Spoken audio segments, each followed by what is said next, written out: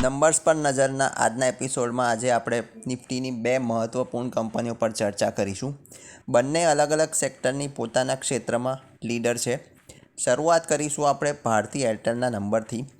Bharati એરટેલના number પર વાત કરીએ તો સેલ્સ ક્વાર્ટરલી આંકડા હું તમારી સામે પ્રસ્તુત કરીશ. 58,539 કરોડ, 5.7% ઉપર. ઇબિટા 33,302 કરોડ, 5.8% ઉપર. નેટ પ્રોફિટ 8,167 કરોડ, 11.5% ઉપર. કન્સોલિડેટેડ ઇબિટા આરપુ અને ઇબિટા માર્જિન અપેક્ષા કરતાં સારા રહ્યા. નેટ પ્રોફિટ જે એક્સપેક્ટેશન હતો 8,630 કરોડ, જે બીટ નથી થયો, પરંતુ ગયા વર્ષની કમ્પેરમાં સારો આવ્યો છે.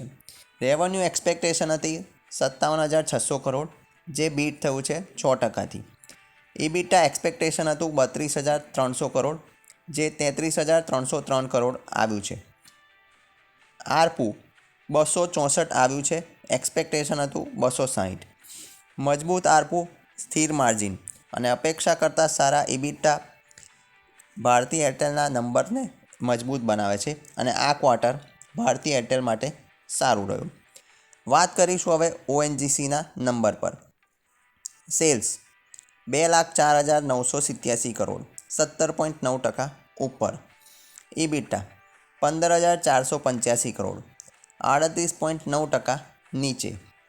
નેટ પ્રોફિટ 11,898 કરોડ, 10% ઉપર. આવક અને નફામાં વધારો થયો છે, પરંતુ ઇબિટામાં નોંધપાત્ર ઘટાડો જોવા મળ્યો છે, જે કોઈ એક્સેપ્શનલ કોઈ ટેક્સ ઇમ્પ્લિકેશનને લીધે હોઈ શકે છે. તો માત્ર રેવન્યુ નહીં, ઇબિટા માર્જિન રેવન્યુની સાથે નેટ પ્રોફિટના આંકડા પણ કંપનીની વાસ્તવિક તાકાત દર્શાવતા હોય છે. ક્વાર્ટર 1ના રિઝલ્ટના દરેક મહત્ત્વના આંકડા સમજવા માટે પેજ પર બન્યા રહો.